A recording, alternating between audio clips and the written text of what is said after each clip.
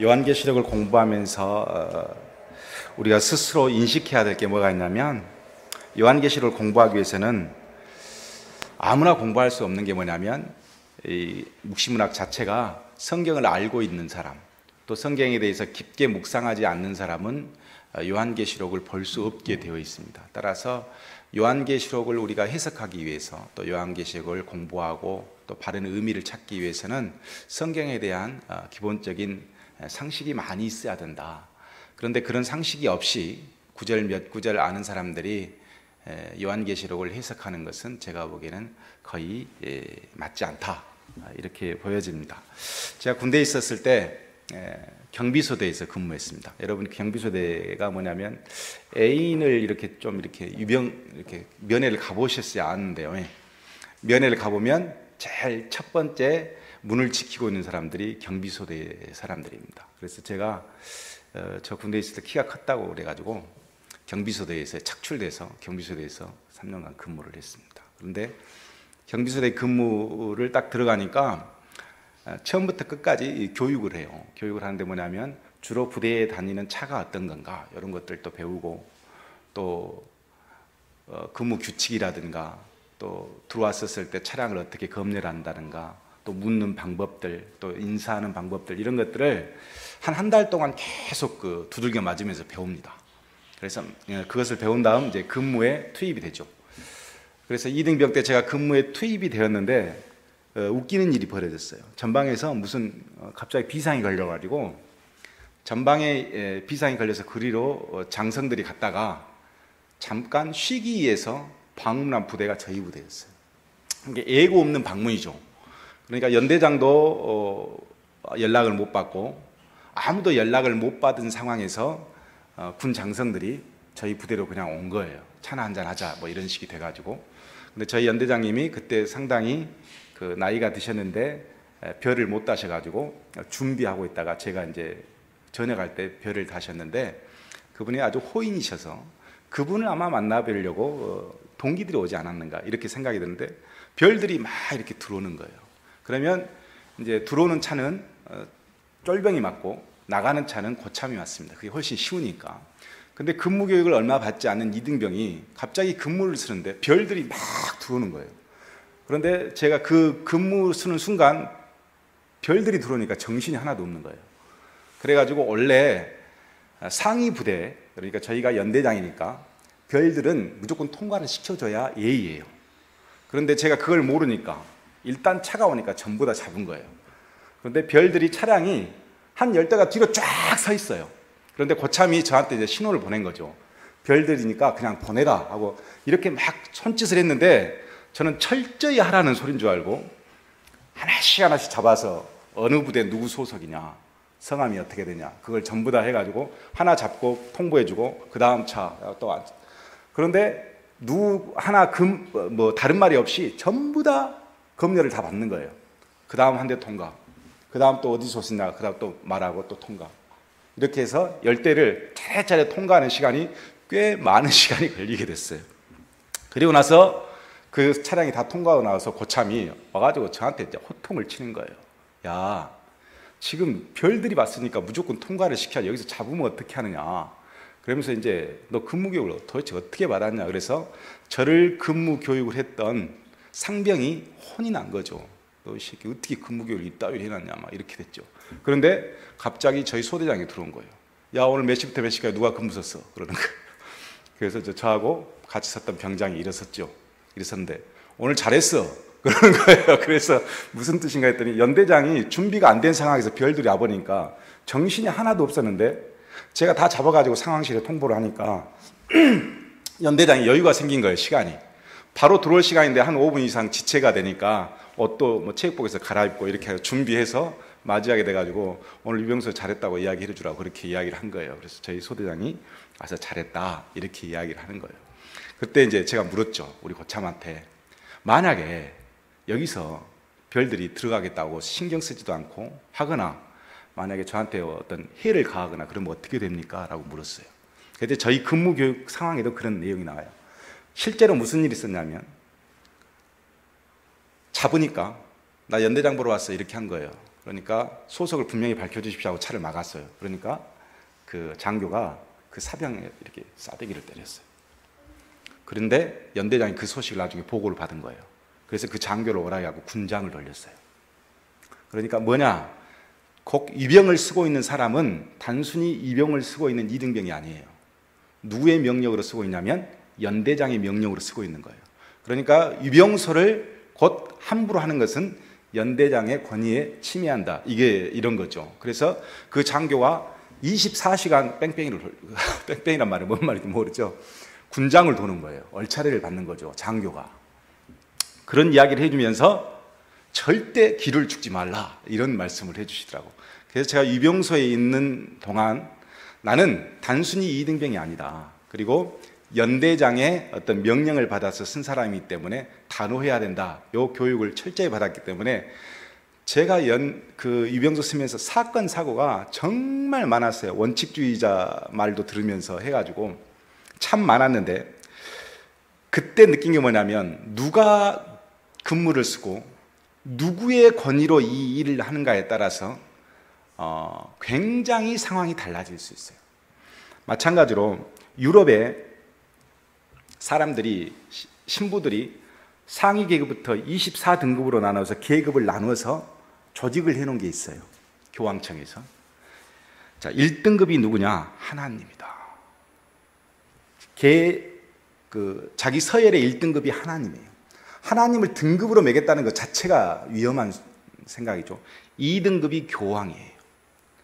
그리고 3등급이 수도원장, 4등급이 사제, 그리고 1등급부터 6등급까지, 그러니까 하나님 빼고 2등급부터 6등급까지는 전부 다 사제, 원장, 수도원, 학생 해가지고 다 자기들이 차지하고 7등을 황제라고 부릅니다.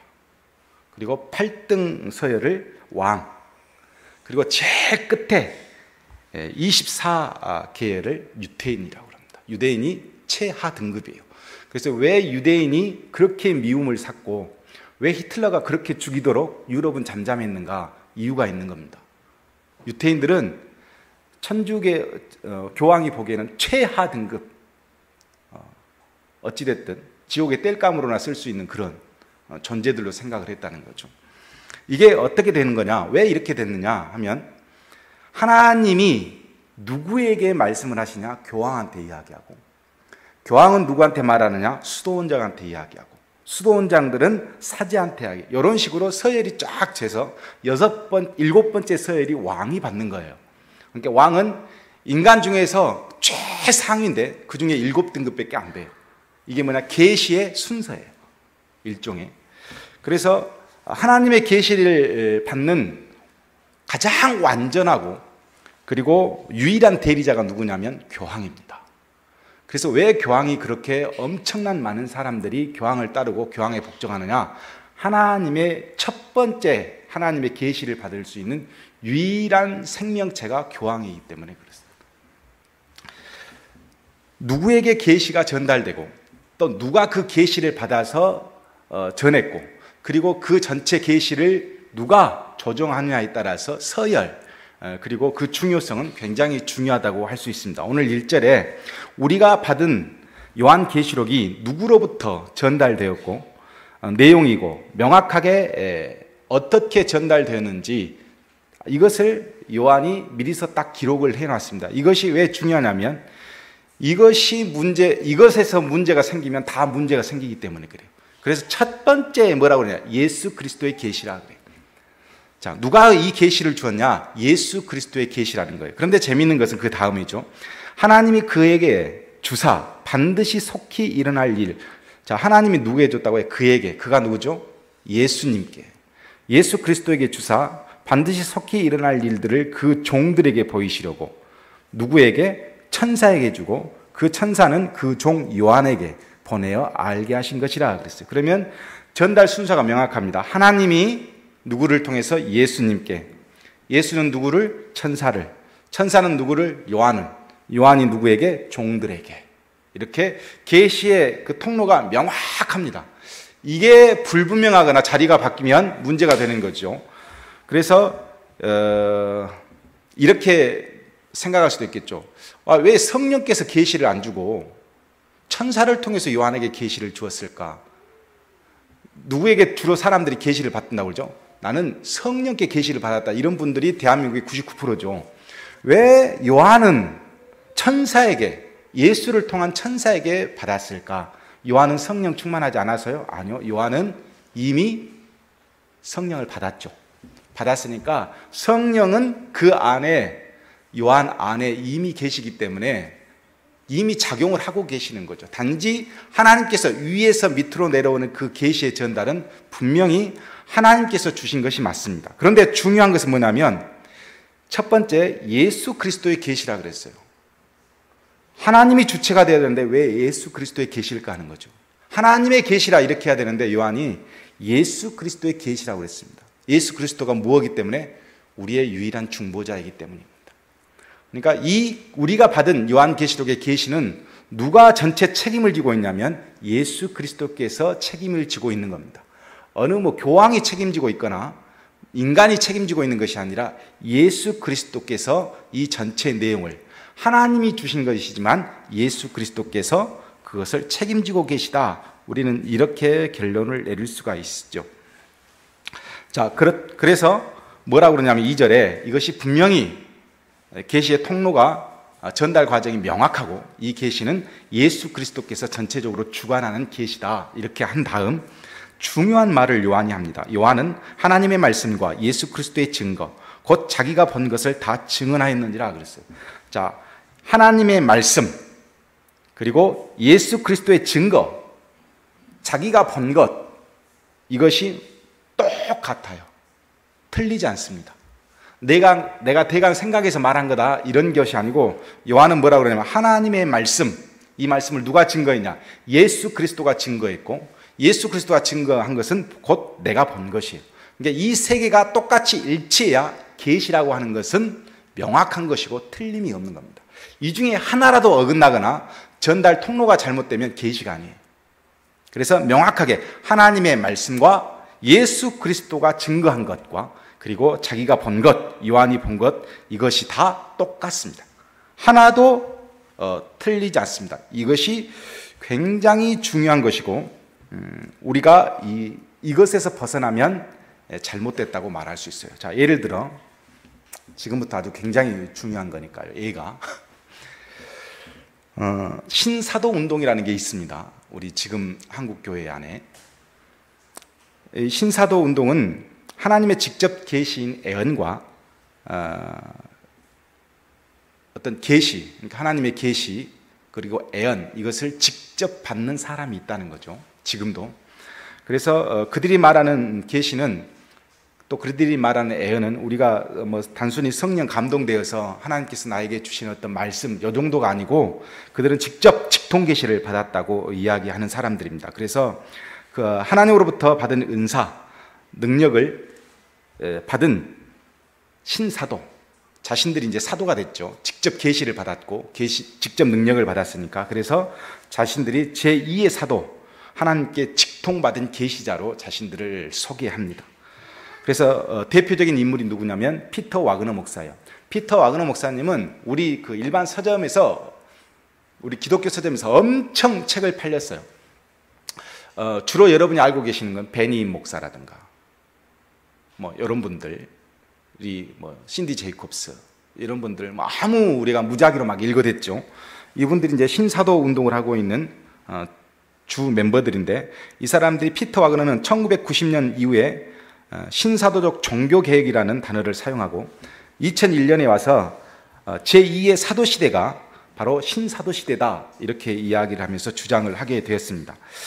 여기에서 신사도적 내지 제2의 사도시대라는 표현은 사도의 은사와 직임이 1세기에 끝난 것이 아니라 지금 이 시대도 계속 되어지고 있다는 것을 선포합니다. 그래서 피터 와그너 목사가 제2의 사도시대를 열기 위해서 성령께서 세 가지 사역을 준비시켜 왔었다라고 주장하면서 1970년대는 중보적 은사와 직임을 인정해 주셨다 그래요. 그래서 제가 중보기도란 말을 싫어하는 말이 그거예요. 중보자는 예수 그리스도 한 분이신데, 성경에 분명히 그렇게 되어 있는데 자기들이 계시를 받다 보니까 중보할 수 있어요. 신부도 중보하잖아요. 우리 죄를 다 들어보고 사해 주잖아요. 이런 중보자적인 어떤 계시가 자기들한테 임했다는 거죠. 그래서 1970년대는 중보자의 은사와 직임이 인정되었다라고 이야기하고, 둘째는 1980년대 선지자의 은사와 직임이 인정되었다 이렇게 이야기하고, 세 번째는 1900년대 사도의 은사와 직임이 인정되었다 이렇게 말하면서 제2의 사도 시대가 열렸다 이렇게 이야기를 하고 있죠. 그래서 굉장히 심각하게 그 교육을 받죠. 여러분은 안 받아보셨죠? 저는 그 집회에 수십 차례 참석해서 들었습니다. 심지어 어떤 사람도 있냐면 하나님이 천상회의를 하는데 천상회의에 갔다 온 사람도 있어요. 들어보면 천상회의에 갔는데 우리가 중국에 대해서 하나님께서 어떻게 하시면 좋겠는가 해서 회의가 진행되고, 그래서 중국을 이렇게 하자 이렇게 뭐 했다고 그러고, 그렇게 선포되었으니까 중국은 이렇게 될 것이다 그러면 성도들이 아멘 하고 막 그래요. 그러면서 뭐 이제 한 사람씩 기름 부음을 주죠. 나와서 안수를 주고, 당신에게 하나님께서 성령의 은사 중에 당신에게 선지자의 능력을 주셨다. 그래서 애언하라 뭐 이렇게 해주고, 어떤 사람은 또 뭐 방언을 하라 뭐 이렇게 해주고, 어떤 사람은 뭐 사도적인 권세를 주셨다 뭐 이렇게 한 사람씩 직임을 정해서 선포해 줍니다. 그러면 거기서 기름 부음 받았다고 해서 교회에서 그 다음부터는 자기는 사도적인 권세를 가지고 있는 사람이다 이렇게 소개되고 그 일을 한다 뭐 이렇게 하기도 하죠. 그래서 그런 것들이 굉장히 많이 집회에 있었습니다. 그 집회 현장이라고 하는 것은 여러분이 생각하는 이상의 집회예요. 저는 끊임없이 그 집회에 참석해 봤어요. 그래서 알아요. 그 위험성이라든가. 여러분께서 보시면 인터넷에서 좀 신사도 운동 현장을 보실 수 있어요. 얼마 전에 제가 본 그 영상은 어떤 거였냐면, 피터 와그너 목사가 자기가 한국에 뭐 이렇게 누구 뭐 이런 식으로 해서 쭉 제자들을 세워요. 제자를 세우면서 뭐라면, 자기는 바울의 권세를 받았고 너희들은 바울이 사랑하는 아들 디모데나 디도의 권세를 받았으니 내 말에 복종하라 이런 식으로 이야기를 하면서 거기서 안수를 주면 이 사람들이 막 이렇게 쓰러지고, 그리고 뭐라고 그러냐면 이제부터 하나님께서 나에게 영적으로 임하셨다고 다 믿어요. 누구를 통해서? 피터 와그너 목사를 통해서. 계시의 통로가 누구예요? 피터 와그너예요. 그러니까 제가 다 틀리다는 거예요. 만약에 직통 계시가, 하나님께서 직통해 주는 계시가 지금도 임한다고 생각하면 어떤 현상이 벌어지냐면, 성경의 충족성이라고 하지 말아죠. 성경은 완벽하다, 하나님께서 모든 말씀을 성경에 기록해 두었다라고 생각하는 우리들의 생각이 바뀌어지는 거예요. 또 다른 성경을 주실 수도 있겠구나, 또 하나님의 말씀을 주실 수 있겠구나, 이게 다가 아니다 생각되면 여러분 어떻게 되겠어요? 성경이 그렇게 중요하지 않아요. 그래서 그 사람들은 성경을 그렇게 중요하게 생각하지 않습니다. 누구를 중요하게 생각해요? 지금 계시를 내려주고 있는, 직통 계시를 줄 수 있는 분에 대해 집중을 할 수밖에 없어요. 그리고 또 어떤 현상이 벌어지냐면, 성경에 종결성이 없기 때문에 계속해서 성경을 하나님의 말씀이 계속해서 계시를 통해서 내려오기 때문에 성경의 양이 점점점 늘어나면서 성경에 잘못되어져 있는 부분까지 그냥 뒤집어서 넘어가는 거예요. 그래서 지금 나오는 교두들마다 뭐라고 그래요? 요한계시록은 허상이고 지금 자기가 하나님께 직통받은 계시가 실상이다, 이런 교주들이 등장하는 거예요. 그래서 항상 뭐부터 나오냐면 자기가 진짜 계시 받았다, 계시의 통로가 자기다, 이것을 말하지 않고는 절대로 교주가 될 수 없어요. 왜? 하나님의 말씀, 예수 그리스도의 증거, 그리고 요한이 본 것이 일치되는 것처럼 일치되어야 하는데 일치가 안 되는 말씀들이거든. 그러니까 오히려 성경은, 하나님의 말씀은 약간 덜 계시됐고 자기로부터 진짜 계시가 쏟아진다 해야 이게 맞는 말이 되거든요. 그래야 교주가 될 수 있거든요. 그래서 항상 교주들은 그렇게 말을 합니다. 중요한 것은 하나님께 계시를 받았다면 중보자 되신 예수님의 증언과 그리고 본인들이 전한 계시, 그리고 하나님의 말씀이 일치해야 되고 또 삶이 일치해야 돼요.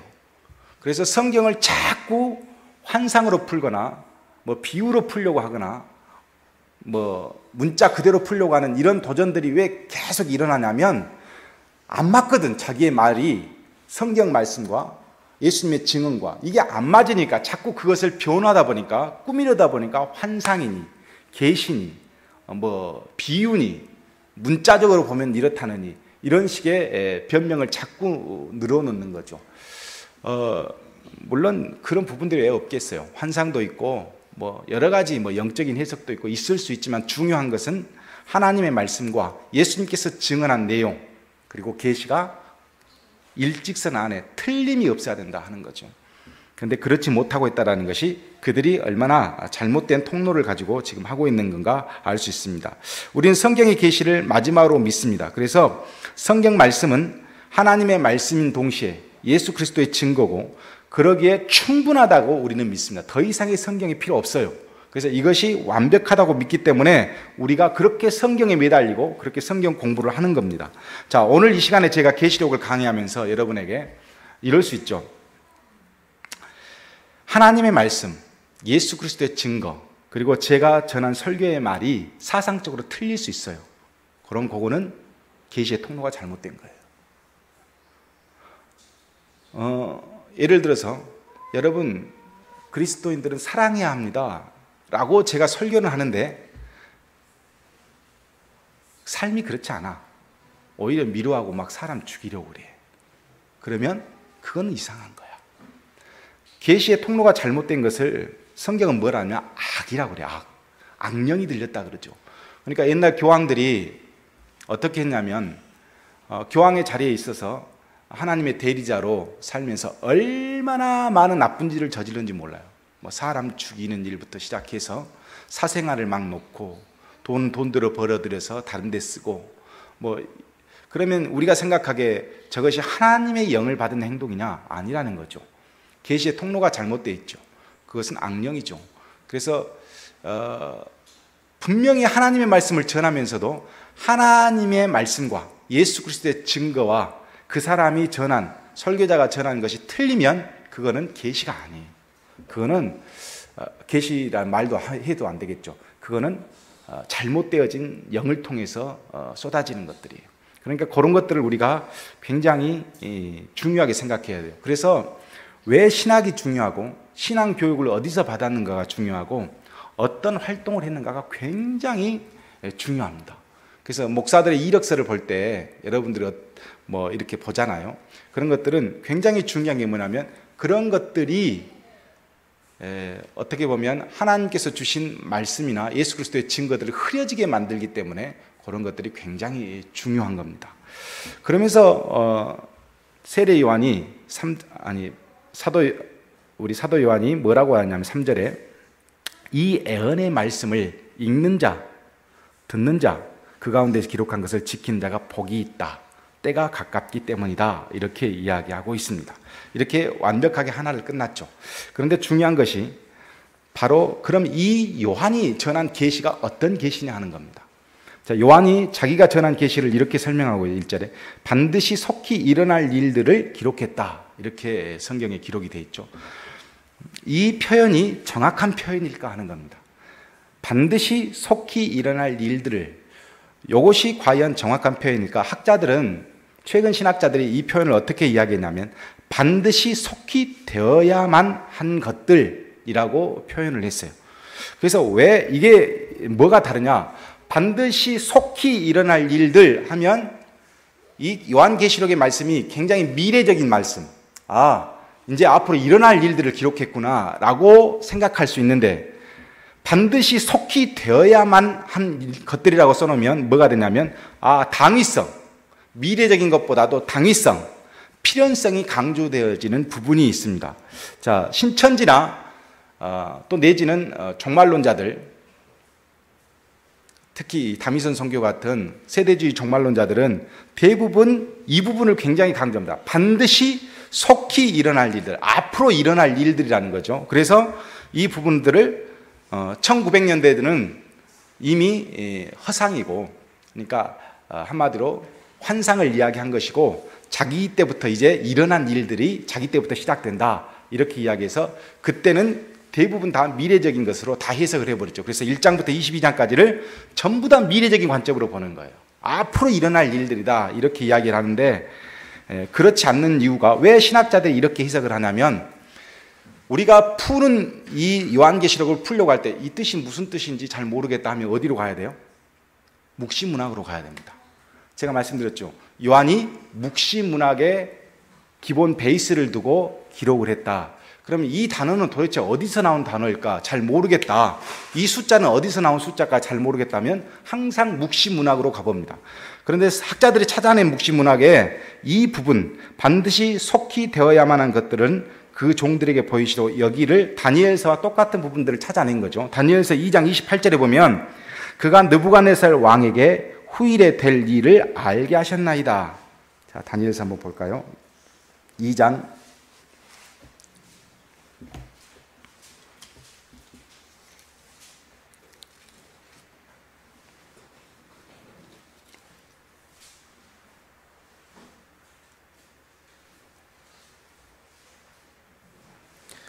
자, 이렇게 됐죠. 2장의 내용을 보면 이렇습니다. 다니엘이 꿈을 해석해 주는 장면이죠. 느부갓네살 왕이 꿈을 꿨는데 이걸 아무도 해석을 못하는 거예요. 그래서 아리옥이란 사람이 다니엘을 추천을 했죠. 꿈을 잘 해석합니다. 그래서 다니엘이 왔어요. 근데 왕에게 어떤 꿈을 꾸셨습니까? 라고 묻지도 않아요. 묻지도 않고 그 꿈 내용을 다니엘이 다 이야기를 합니다. 그러면서 28절에 오직 은밀한 것을 나타내실 이는 하늘에 계신 하나님이시라.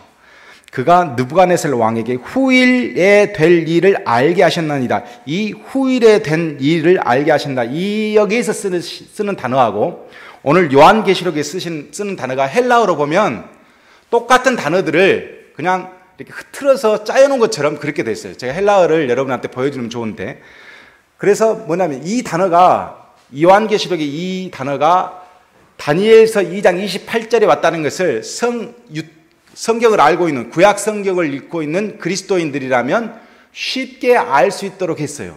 그러면 이것이 다니엘이 어떤 의미로 썼는가만 알면 요한계시록에서도 어떤 의미로 썼겠구나라는 것을 알 수 있도록 했다는 거죠. 자, 그러면 어떤 의미로 다니엘이 이 말을 썼을까 하는 거죠.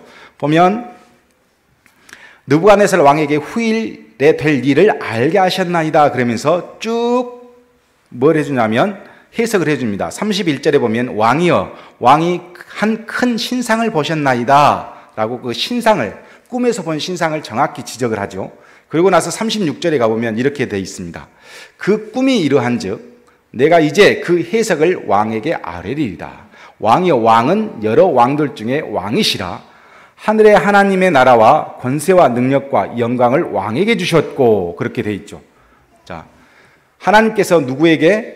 왕에게 하늘의 권세와 하나님 능력과 영광을 왕에게 주셨습니다 하면서 쭉 설명을 해준 다음 44절에 보면 이렇게 되어 있습니다.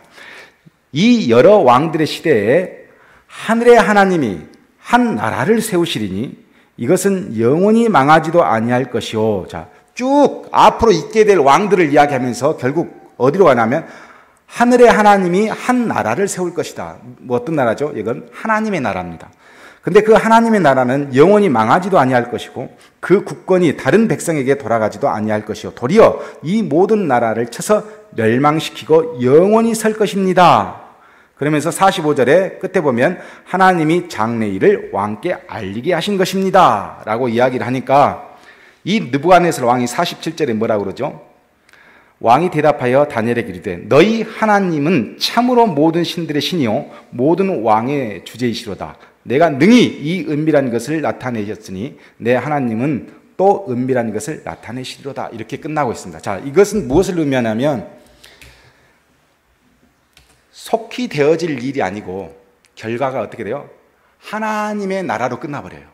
다니엘이 느부갓네살 왕한테 앞으로 되어질 왕의 나라가 이런 나라들에 의해서 세워질 것입니다. 그러나 중요한 것은 나중에 결론적으로 하나님의 나라가 섭니다.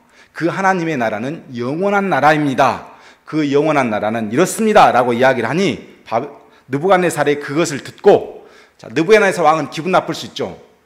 자기 나라가 어디로 가버려요? 끝이 나, 없어지고 하나님의 나라가 선다는 거야.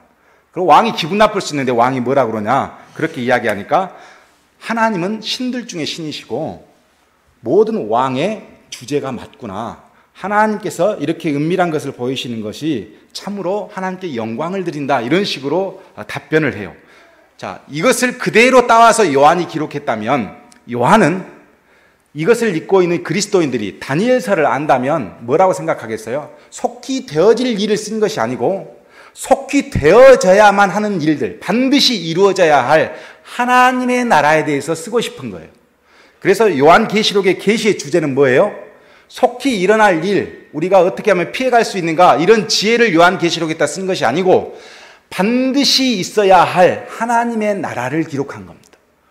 그래서 요한계시록 전체 내용은 어떤 내용이어야 되나? 반드시 일어나야 할, 속히 되어야만 할 일을 대해서 반드시 되어야만 하는 그런 하나님의 나라에 초점을 맞춰서 썼다. 그래서 계시의 초점은 뭐냐? 너 잘 먹고 잘 살 것이다. 너 앞으로 이렇게 하면 이 마지막 환난을 피해갈 수 있을 것이다. 이게 아니고 바로 하나님의 나라예요. 하나님의 나라를 가르치면서 무슨 현상이 벌어졌어요? 느부갓네살 왕까지 하나님의 계시를 들은 사람들이 어떻게 돼요? 영광의 나라, 하나님께 영광을 돌리고 하나님의 나라를 소망하게 되는 거예요. 이 목적으로 누가 썼어요?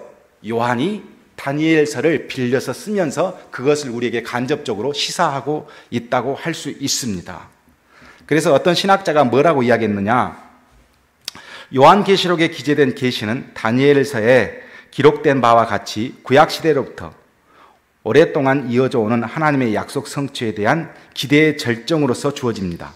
이것은 지상적이며 임시적인 왕국들을 대신할 영원한 나라의 수립에 대한 하나님의 프로그램을 구축하는 데 반드시 밝혀야 하는 사건들을 매우 최종적으로 자세하게 설명하고 있습니다. 이렇게 이야기를 하고 있는 거예요.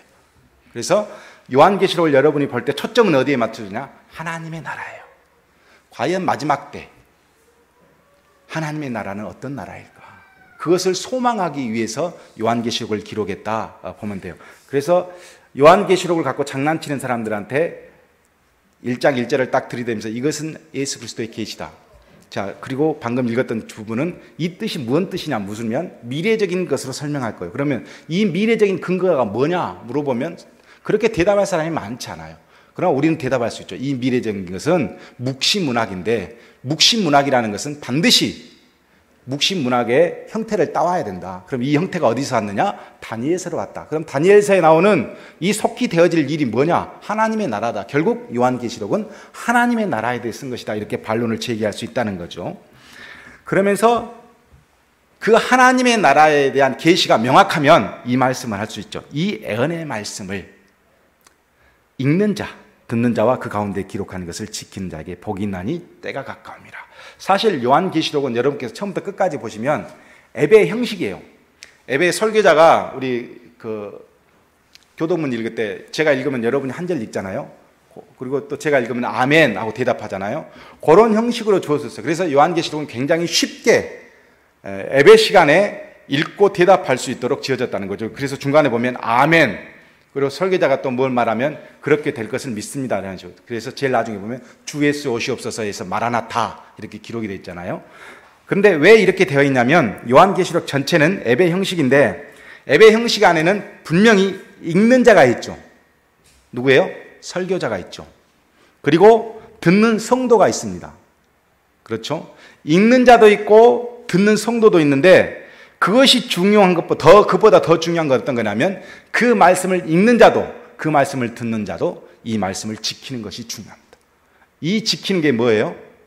계시. 계시는 어떤 거예요? 반드시 되어야만 하는 하나님의 나라에 대한 계시. 따라서 여기에서 벗어날 수도 없어요. 그러면 이렇게 보면 되겠죠. 자, 요한계시록을 항상 볼 때는 그 당시의 사람이나 그리고 지금의 사람이나 똑같이 공유되어져야 한 부분으로 해석이 되어져야 돼요. 그럼 그 당시에 읽는 사람들도 하나님의 나라를 소망해야 되는구나. 지금 우리가 핍박받아서 로마 황제로부터 죽더라도 하나님의 나라를 소망하라고 주신 말씀이구나. 지금 하나님의 나라를 소망해야 되겠다. 이런 마음으로 주셨다면 오늘날도 똑같다는 거예요. 무슨 대피하고 너희들이 이렇게 해서 도망가면 잘 살 수 있고 몇 월 며칠 날 무슨 재앙이 따르니까 이렇게 피하면 되고 이런 것으로 주신 게 아니고 지금 이렇게 힘든 상황 안에서 하나님의 나라를 소망하라고 주신 거예요. 그래서 이것을 지킨다는 것은 뭐냐면 하나님의 나라를 소망하는 마음으로 살 수 있을 때 우리는 읽는 자, 듣는 자가 아니라 예언의 말씀을 지키는 자가 됩니다. 그래서 때가 가까우니 그때는 하나님의 나라를 소망하는 자에게 뭐가 있다고요? 복이 있다.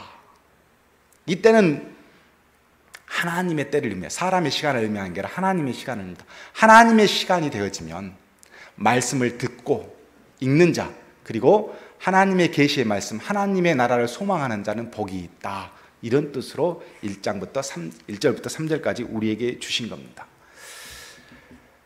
따라서 우리는 기억해야 합니다. 계시는 분명히 예수 그리스도께서 전체적으로 중보자가 되셔서 이 모든 것을 하나님으로부터 우리에게 이르는 계시 전체적으로 총괄하신 것이 계시고, 그 계시는 하나님의 말씀과 예수 그리스도가 증거해 준 성경 말씀과 그리고 우리 요한이 본 것이 일치되어야 한다. 다시 말해서 목사가 설교를 해도 하나님의 말씀과 예수 그리스도의 증거, 그리고 이 목사가 전하는 것이 일치하지 않으면 그건 아무런 의미가 없다. 더욱이 요즘 시대에 자기가 계시받았다고 하는 사람들이 많은데 그 계시가 하나님의 말씀과 그리고 예수 그리스도의 증거가 일치하는가를 보면 우리가 쉽게 알 수 있다. 그리고 또 중요한 것은 뭐냐면 이 계시는 단순히 미래적인 계시가 아니고 하나님의 나라에 대한 계시다. 다니엘서에서 묵시문학에서 이미 그런 것들을 제공해 주었다. 이렇게 아시면 확실하고 여러분께서 하나님의 나라를 소망하는 마음으로 계시록을 보고 이해한다면 여러분은 복받는 성도가 될 것으로 믿습니다.